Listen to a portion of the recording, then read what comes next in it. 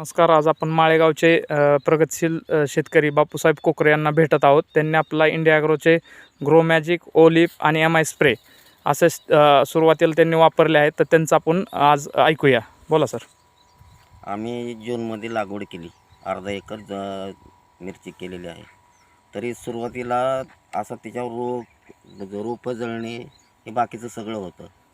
मग काही कालांतराने जगताप साहेबांची गाठ पडली आणि नंतर त्यांनी मला ते सविस्तर औषधं दिली. ग्रो मॅजिक आणि ओलिफ हे औषधं मारल्यानंतर जी झाडं ही झाली ती आजच्या दुसऱ्या तोड्याला मी 1 टन मिरची विकलेली आहे.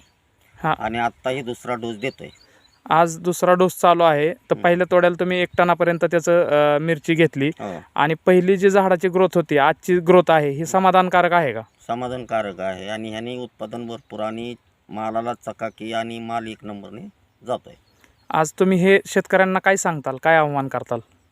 की हे औषधं तुम्ही वापरा, कारण ह्याने मालाला भाव आणि